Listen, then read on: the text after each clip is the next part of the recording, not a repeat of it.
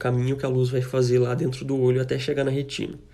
Então, primeiro ela vai passar aqui pela córnea, depois ela passa pelo humor aquoso, que é esse líquido que está aqui atrás da córnea. Depois ela passa pelo cristalino, que é a lente que a gente tem dentro do olho, que vai fazer a convergência das ondas pro fundo do olho, que é onde a gente tem a retina. Então a retina, ela é parte do sistema nervoso, onde a gente vai ter a presença de neurônios ali, recebendo o sinal e transformando ele, recebendo esse sinal luminoso, transformando ele em sinal elétrico, que vai ser passado para o nervo óptico e levado lá para o sistema nervoso central. Na retina, como a gente vê aqui nessa parte da imagem, a gente vai ter essa região chamada de mácula, e no centro da mácula a gente tem a fóvea. A fóvea ela vai conter células do tipo cone. Então lá na retina a gente tem dois tipos de células que vão receber a luz. Os cones, responsáveis pela visão em cor, e os bastonetes, que são responsáveis pela visão em preto e branco. A fóvea, que é essa região central da mácula, ela contém muitos cones, ou seja, ela é uma região especializada na percepção das cores das imagens. Agora falamos das camadas da retina. Então a luz veio lá da parte de fora do olho, aqui essa parte está representada a parte mais externa, ali perto do humor vítreo, e aqui a gente está indo para o fundo da retina. Então quando a luz passa aqui, ela vai passar por todas essas células até chegar nas células fotorreceptoras, ou seja, os cones e os bastonetes. Aqui nos cones e bastonetes, quando a luz atinge, a gente vai ter uma transformação química acontecendo e vai ter a geração de um sinal elétrico. Esse sinal elétrico vai passar para as células horizontais, bipolares e amácrinas, até chegar na célula ganglionar, que é um neurônio, e os axônios dessas células ganglionares vão se juntar, formar o nervo óptico que vai lá para o sistema nervoso central. Então, a função neural da retina.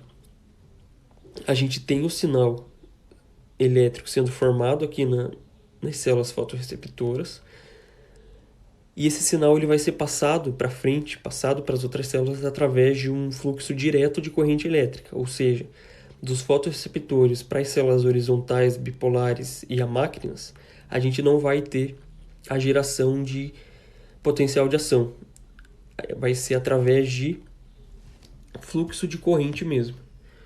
Quando o sinal chega nas células ganglionares, daí sim as células ganglionares que vão gerar um potencial de ação que vai ser passado para o nervo óptico.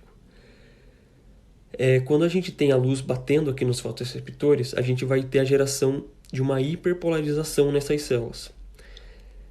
E essa hiperpolarização ela vai ser tão forte quanto a intensidade da luz que chega, ou seja, quanto mais luz chega, quanto mais intenso é o estímulo, maior vai ser a hiperpolarização. E é através disso que a gente consegue distinguir a intensidade da luz. Agora falando sobre os tipos de células. A gente já falou um pouquinho sobre os fotorreceptores, que são os cones e bastonetes, que vão receber primeiramente o estímulo e transformar em sinal elétrico. E depois a gente vai ter esses três tipos de células que estão mais aqui para o meio. Então tem as células horizontais, bipolares e amácrinas. São células menos importantes da gente entender, mas que têm funções muito importantes ali na retina. Então as células horizontais, elas são sempre inibitórias, então elas vão fazer essa inibição lateral, justamente por elas estarem no meio do caminho ali. E elas vão fazer, vão permitir com que a gente tenha a percepção do contraste da visão. Então aqui na imagem fica mais fácil de entender. A gente tem essas células horizontais no meio, e elas vão, através de inibição, elas funcionam mais ou menos como um funil. A partir da inibição, é como se elas fizessem com que o sinal convergisse para algumas regiões específicas da retina, dando essa percepção de contraste que a gente tem nas imagens. Daí a gente vai ter as células bipolares, que são essas aqui, que ficam entre as células, os fotorreceptores aqui, cones e bastonetes, e entre as células ganglionares. E a gente tem dois tipos de células bipolares. As que são despolarizantes, ou seja, que vão excitar, e as células hiperpolarizantes, que vão ter uma função de inibir. E por fim, as células amáquinas, que vão ser interneurônios, que vão ajudar a analisar os sinais visuais. Então, quando a gente vê lá os outros sistemas, a gente vê que o sinal ele começa a ser interpretado só lá no encéfalo. No caso do sistema visual, a gente já vai na própria retina, ou seja, na periferia, a gente já vai começar a ter a interpretação do que a gente está vendo, através desses interneurônios que são as células amáquinas. Agora falando dos cones e os bastonetes, que são os fotorreceptores que vão conter as substâncias químicas responsáveis pela percepção das cores, da visão.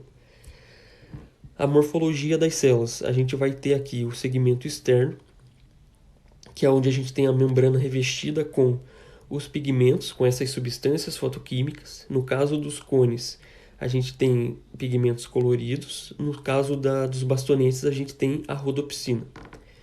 A gente vai ter um segmento interno, que é onde fica o citoplasma das células e onde a gente vai ter as mitocôndrias gerando energia. A gente vai ter o núcleo. E depois do núcleo a gente tem o terminal sináptico aqui na ponta, que é da onde vai passar o sinal dessa célula para próximas células. Então aqui vai acontecer a transformação química dos pigmentos que a gente tem. O sinal vai passar por toda a célula até chegar lá no corpo sináptico, no terminal sináptico, para ser passado para a próxima célula. Diferenciando os cones e bastonetes. Então a gente tem o próprio formato deles. O cone vai ter esse formato de cone, justamente por isso que ele tem esse nome. E isso acontece porque o segmento externo dele é um pouco mais curto, então ele tem menos discos. Como a gente já tinha dito, ele é responsável pela visão em cores e ele vai possuir 3 variantes de substâncias fotoquímicas coloridas, que em conjunto são chamadas de iodopsinas. Já os bastonetes, eles vão ter esse formato mais de cilindro, então é bastão, um formato de bastão, por isso o nome de bastonetes. E eles contêm a substância chamada rodopsina. Como a gente já tinha dito, são mais responsáveis por visão em preto e branco.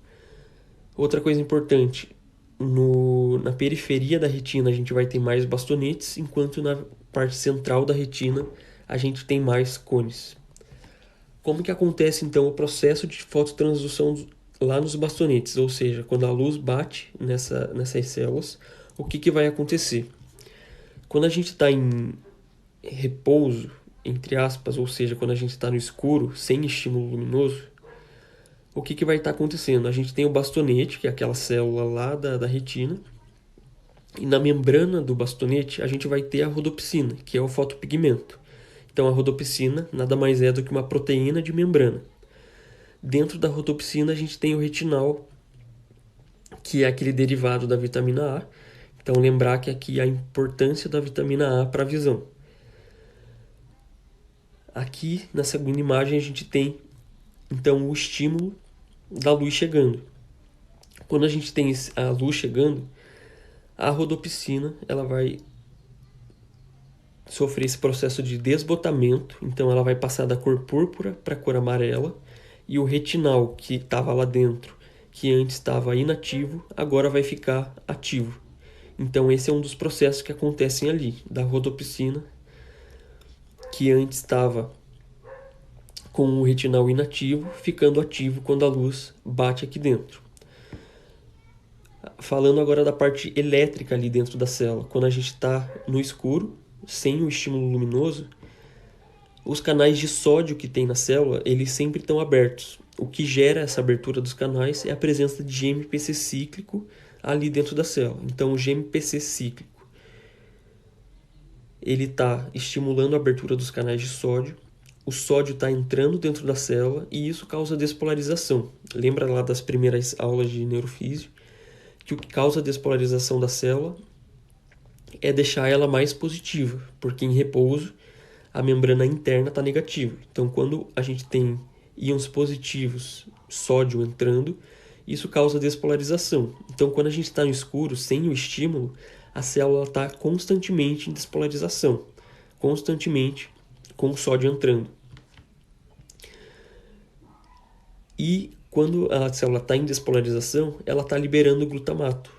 Então, aqui a gente tem a representação disso acontecendo. O glutamato está sendo liberado quando a célula está no escuro. Quando a luz atinge, o que vai acontecer? A gente vai ter a transformação desse GMPC cíclico em GMP. Como era o GMPC cíclico que fazia a abertura dos canais de sódio e ele está se transformando em GMP, os canais de sódio começam a se fechar, a célula começa a ficar negativa e isso vai gerar uma hiperpolarização da membrana interna da célula. Com a hiperpolarização da membrana, o glutamato que antes estava sendo liberado para de ser liberado. Então, basicamente, esse é o processo de fototransdução que acontece lá nas células receptivas. A luz bate, os canais de sódio que antes estavam abertos no escuro se fecham, o glutamato para de ser liberado. Como que é esse processo químico ali da rodopsina que vai acontecer? Então a gente tinha a rodopsina lá no escuro. Quando a gente tem a energia luminosa, a gente vai ter essa série de reações químicas acontecendo. Não precisa decorar o nome disso, só saber que a rodopsina vai ser degradada até chegar lá na meta-rodopsina 2. Também não precisa saber o nome, só saber que ocorre essa degradação. Quando ocorre essa degradação, a gente vai ter a proteína G transducina sendo ativada, e é essa proteína G transducina que faz aquele processo de GMPC cíclico se transformando em GMP. Então a gente vai ter a redução aqui do GMPC cíclico, com a diminuição do GMPC cíclico, os canais de sódio se fecham, ocorre a hiperpolarização da membrana, ou seja, tem a liberação de um potencial inibitório pós-sináptico. A célula fica hiperpolarizada e para de liberar glutamato. Basicamente é isso que a gente tem que saber. Dentro desse processo químico aqui, entender que o retinal está sendo ativado quando a luz bate. E daí lembrar da vitamina A, que é importante para que esse processo aconteça. Agora as células bipolares, que vão ser as primeiras a receber esse sinal que está vindo lá das células fotorreceptoras. Então aqui a gente tem os bastonetes. Coloquei a imagem aqui de novo para ficar mais claro. O processo aconteceu aqui. A gente estava no escuro, tinha sódio entrando, fazendo com que a célula ficasse despolarizada. A luz bateu, canais de sódio se fecharam, o glutamato parou de ser liberado. Quando a gente está no escuro, esses bastonetes eles estão on, ou seja, eles estão despolarizados, enquanto as células bipolares estão off, ou seja, elas estão inativadas. O que é a célula bipolar tipo off, que é quando está no escuro? Os canais de cátion ativados por glutamato vão gerar despolarização. Lembra que eu tinha dito que quando o fotorreceptor, o bastonete, ele está no escuro, ele está despolarizado e ele está liberando glutamato. O glutamato está indo lá para a célula bipolar, que é no escuro a célula off. Então aqui no escuro, o glutamato está ativando canais de cátions, gerando despolarização. Essa célula está em off. Bateu a luz nos bastonetes. O canal de sódio fechou, glutamato parou de ser liberado.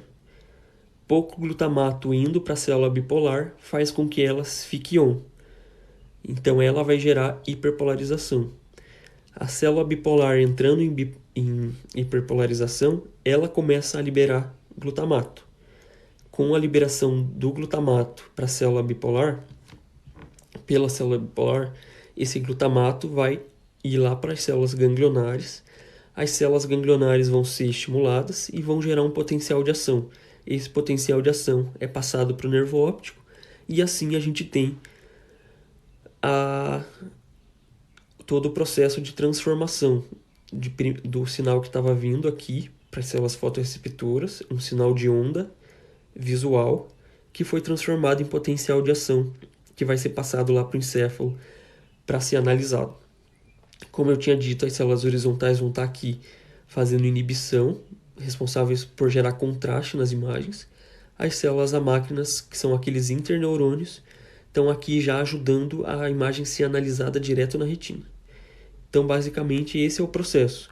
Parece complicado, é complexo de guardar, mas no fundo não tem muito segredo. Só lembrar daquilo que eu falei. Então, só recapitulando para guardar mais uma vez. Estamos no escuro, canal de sódio está aberto, glutamato está sendo liberado para a célula bipolar. Essa liberação de glutamato faz com que a célula bipolar fique despolarizada, ela está em off, está no escuro. A luz bateu, rodopsina foi degradada, ativou retinol, MPC cíclico começa a ser transformado em AMP, a redução do MPC cíclico dentro da célula faz com que os canais de sódio se fechem, o glutamato para de ser liberado, com pouco glutamato sendo liberado, a célula bipolar fica hiperpolarizada, ela começa a liberar glutamato para a célula ganglionar, a célula ganglionar, quando recebe glutamato, gera potencial de ação, assim a gente tem o estímulo gerado. Isso a gente estava falando para os bastonetes. Para os cones, como que vai ser? Basicamente é a mesma coisa que acontece. A diferença é só o fotopigmento. Enquanto nos bastonetes a gente tem a rodopsina, nos cones a gente vai ter 3 tipos de pigmentos. E cada um desses pigmentos vai responder a um comprimento de onda diferente. Então a gente tem aqui cones para azul, que são baixo comprimento de onda. Então é aqui que eles trabalham. Eles são chamados de azul porque o azul tem baixo comprimento de onda, mas não é que eles peguem só azul, é só um nome. Então, esse tipo de fotopigmento, ele vai ser responsável por pegar ondas de comprimento de 400 até mais ou menos 500 e pouquinhos aqui. A gente tem o cone para verde, que vai pegar esse comprimento de onda aqui, de mais ou menos 450 até 600 e pouquinhos. Então é de médio comprimento. E o de vermelho, cones para vermelho, que é de longos comprimentos de ondas. Então, daqui até aqui. Precisa saber esses valores? Não, só entender que tem 3 tipos de fotopigmento, um para baixo comprimento de onda, um para médio comprimento de onda e um para longo comprimento de onda. Como que o olho vai fazer a diferenciação? Então, como que a gente consegue perceber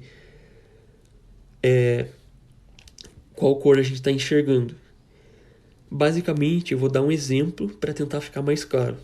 Imagina que você está enxergando uma coisa azul.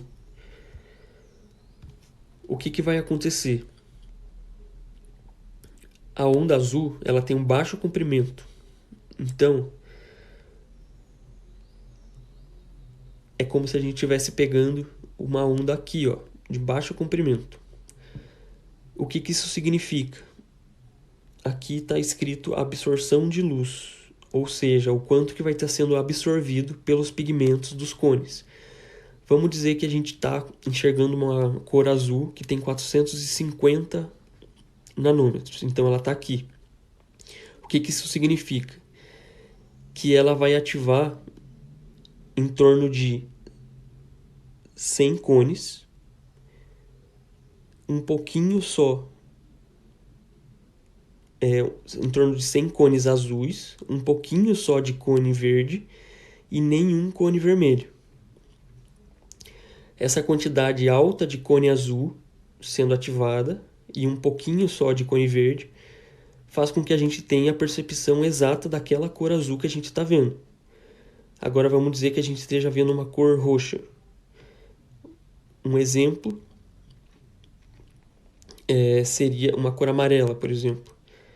Então aqui a gente está no amarelo, significa que essa quantidade aqui de cone vermelho vai estar sendo ativada, essa quantidade aqui de cor verde vai estar sendo ativada, enquanto não vai ter praticamente nenhum cone azul sendo ativado. Então é a proporção dos diferentes cones que a gente tem sendo ativados que vão dar essa diferenciação de cada cor exata que a gente vê. E por fim, a gente tem as células ganglionares. Então a gente já falou dos cones bastonetes, que são as células receptoras. Vão passar o sinal para aquelas células bipolares, amácrinas e horizontais. E daí, por fim, a gente tem as células ganglionares, que são as últimas que vão receber o sinal. A gente tem 3 tipos de células ganglionares. As células P, que são menores e conduzem os impulsos lentamente. Então elas estão mais relacionadas com a forma e a cor do objeto. E a gente vai ter as células do tipo M, que são grandes e vão conduzir os impulsos rapidamente. E elas se relacionam com percepção de movimento do objeto. Então, só lembrar disso. P é P de pequeno, forma e cor do objeto. M de maior e de movimentação do objeto. E daí a gente vai ter as células que não são nem M e também não são P, que são responsáveis por visão em cor. Então essas células vão estar mais ligadas aos cones.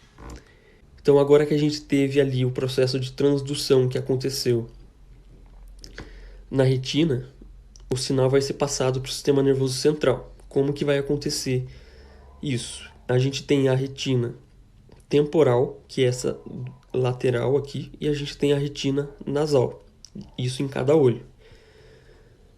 O nervo óptico ele vai se formar, como eu tinha dito, pela junção dos axônios das células ganglionares. Então eles se juntam em várias fibras ali, formou um nervo óptico.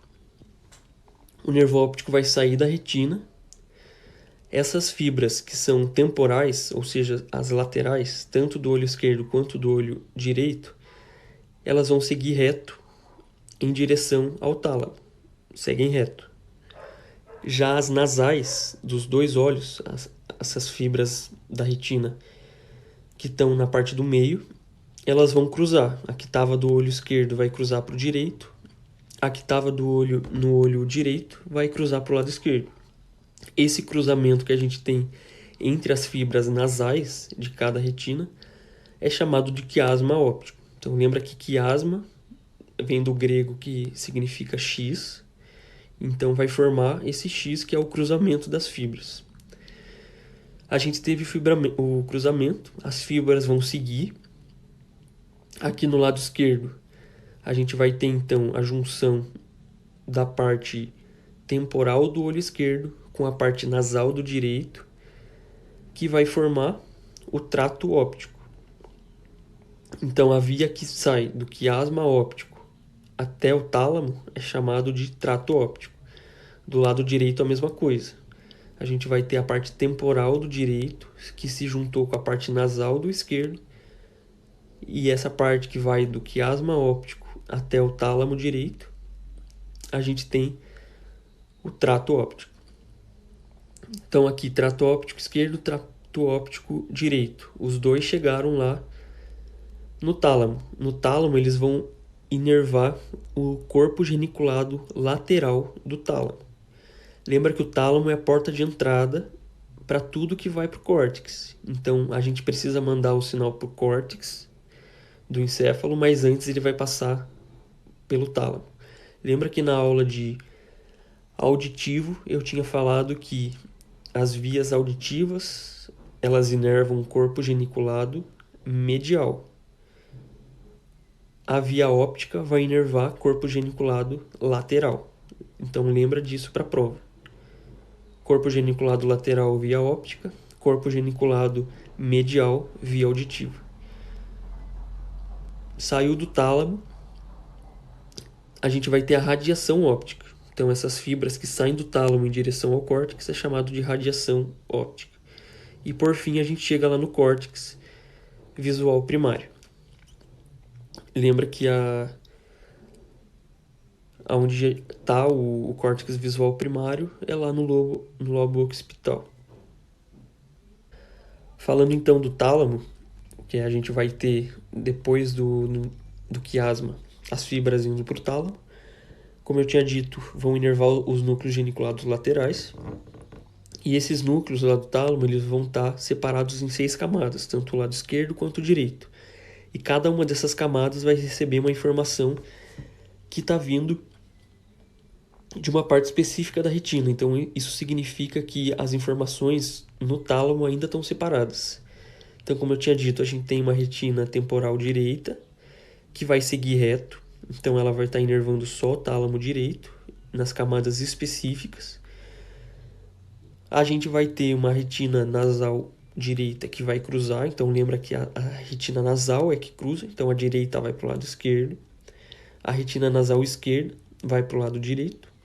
A retina temporal esquerda continua reta. Vendo aqui, então, camada 1 e 2, tanto do direito quanto do esquerdo, vão ser as camadas M. Então, lembra que M de célula maior, responsável por movimentação dos objetos. E daí as camadas de 3 até a 6 são chamada de camada P, porque recebe os sinais vindo das células P, que são aquelas células pequenas. E daí a gente tem as camadas 2, 3 e 5. Então aqui 2, 3 e 5, que está representado em azul escuro aqui, e 2, 3 e 5 em rosa mais claro aqui, que são ipsilaterais, ou seja, estão recebendo informações vindo da retina temporal. A direita em azul escuro, a esquerda nesse rosinha mais claro. E daí a 1, 4 e 6 contralaterais, que é esse azul mais claro aqui da retina nasal direita indo para o outro lado, aqui desse vermelho mais escuro indo para o lado contralateral. Não precisa decorar esses números e saber qual que é ipsilateral, qual que é contralateral, e também não precisa decorar aqui dos números de camada MP. O importante é a gente entender que a informação está separada. Então, cada parte da retina está mandando a informação para uma parte específica lá do tálamo. E a gente tem alvos não talâmicos, ou seja, o trato óptico vai levar informações para locais que não vão ser o tálamo, ou seja, o destino final não vai ser o córtex. Parte das fibras que estão lá no trato óptico vão ser levadas para o núcleo supraquiasmático do hipotálamo, que estão responsáveis pelo ciclo circadiano. Lembra lá das aulas de sono e vigília que a gente falou? Que a gente tinha um relógio, que era o núcleo supraquiasmático, que fazia com que o nosso corpo entendesse se estava de dia, se estava de noite, e através disso ia ter um controle hormonal do nosso corpo. Então, para o núcleo supraquiasmático entender se está claro ou não, se está dia ou noite, ele precisa receber essas informações vindo lá do trato óptico através dos sinais luminosos. A gente vai ter uma área pré-tectal do mesencéfalo, que é o núcleo de Edinger-Westphal, que também vai receber estímulos vindos lá do trato óptico, que tem a ver com o movimento ocular e com reflexos pupilares. Então, quando a gente coloca uma lanterna no olho de uma pessoa e a pupila dela contrai, é justamente porque esse sinal luminoso está indo lá para o mesencéfalo, e lá no mesencéfalo a gente vai ter o desencadeamento da movimentação fazendo com que a retina contraia. Então isso aqui é importante principalmente para neuro. Quando vocês tiverem neuro, vocês vão ver que uma das partes do exame físico é fazer isso, e isso ajuda a entender qual parte do tronco encefálico está lesada. Então, no caso, se você faz um reflexo pupilar e ele não dá do jeito esperado, ou seja, você coloca a lanterna lá no olho e a pupila não contrai, significa que você está com um problema lá no mesencéfalo. Entre outras coisas que pode estar acontecendo também, a depender do sinal que você vê quando você faz o reflexo pupilar. Outra parte que vai receber sinais vindo do trato óptico vai ser o colículo superior do mesencéfalo, e tem a ver com o reflexo do olho. Então, a depender dos estímulos que a gente recebe, a gente vai ter certos reflexos da movimentação mesmo do olho. Isso acontece pela ação do colículo superior do mesencéfalo. E por último, a gente tem o córtex visual primário. Então, como eu tinha dito, a informação passa pelo tálamo e depois vai lá para a área 17 de Brodmann, que está no lobo occipital. E a gente tem esse fenômeno aqui chamado de retinopatia. Lembra que eu tinha dito que a informação sai da retina, nas camadas, e vai para o tálamo nas camadas correspondentes. No córtex a mesma coisa. A gente vai ter partes, camadas ali da área 17, e cada uma vai receber uma informação vinda de uma área específica da retina. Então os sinais vindos lá do tálamo vão entrar nessa camada 4 do córtex. Lembra que o córtex histologicamente é dividido em várias camadas. E essas informações vão ficar separadas conforme a origem de cada uma, ou seja, de cada região da retina que ela veio. Depois que entra ali pela camada 4, elas vão passar para a camada 4B e 3, e é nessas camadas que a informação pela primeira vez vai começar a se juntar. Então aquilo que está vindo do olho esquerdo vai se juntar com aquilo que está vindo do olho direito, e a gente vai ter uma visão única. Então é só aqui nessas camadas 4B e 3B que ocorre essa junção e a gente passa a ter uma visão única.